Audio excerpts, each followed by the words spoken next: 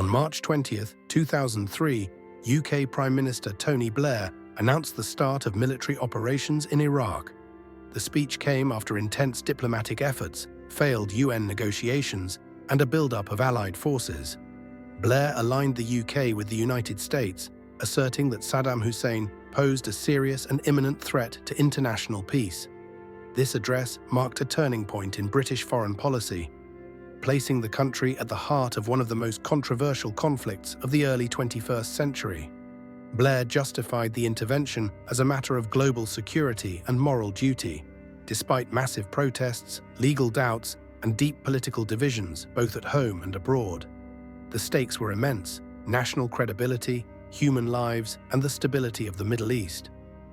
Blair aimed to present the war as a last resort, necessary to confront danger and uphold international law. Yet the decision sparked years of scrutiny, debate, and lasting impact on Britain's role in the world.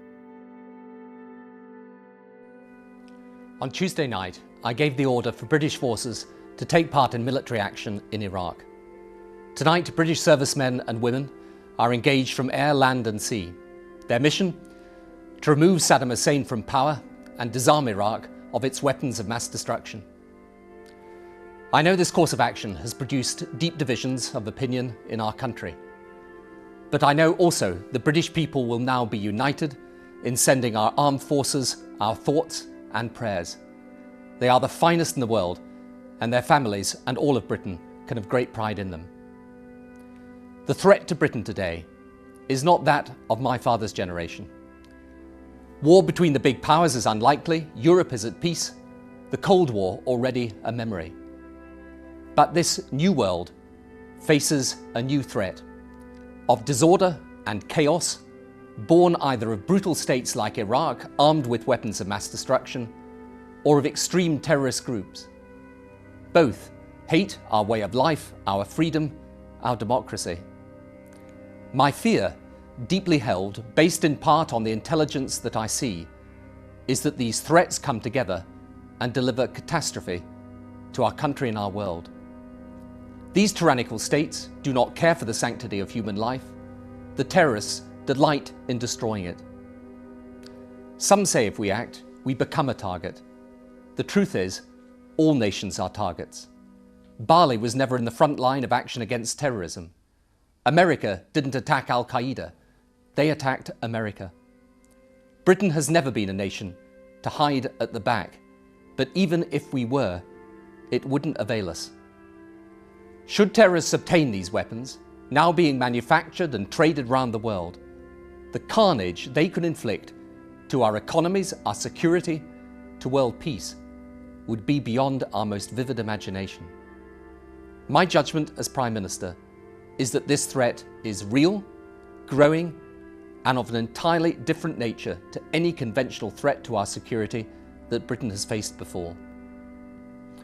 For 12 years, the world tried to disarm Saddam, after his wars in which hundreds of thousands died.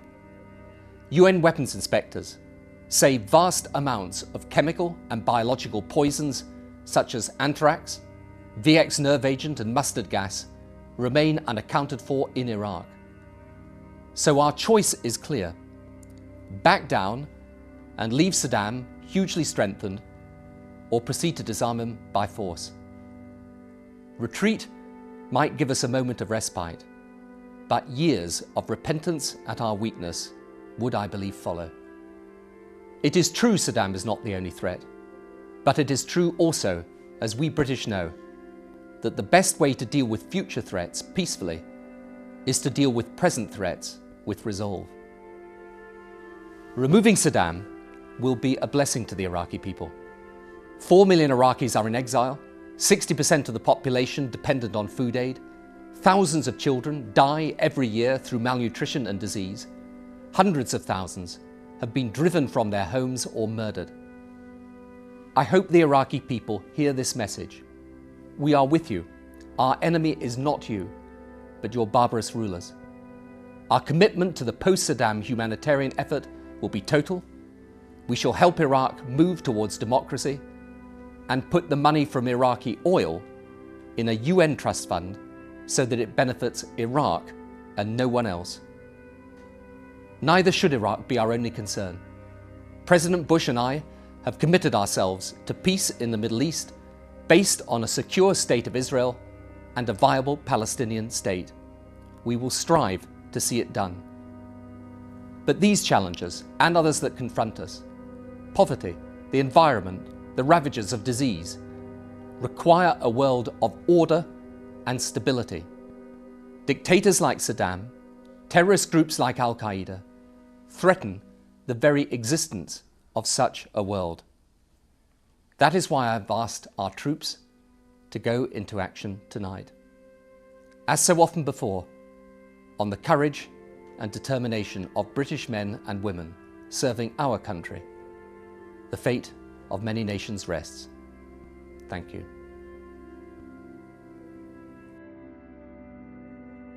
Tony Blair's 2003 speech marked the UK's entry into the Iraq War, but its legacy has been far from triumphant.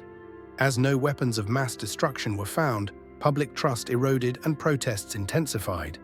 The war led to prolonged violence, regional instability, and the rise of extremist groups, far beyond what the speech had anticipated. In the years that followed, Blair's address became a symbol of political overreach. The Chilcot Report later condemned the decision-making process, arguing that peaceful options had not been exhausted. Blair's reputation never fully recovered, and his words now echo more as caution than conviction. Today, the speech is studied less for its persuasiveness than for its historical weight. Its confident tone contrasts sharply with the chaos that ensued.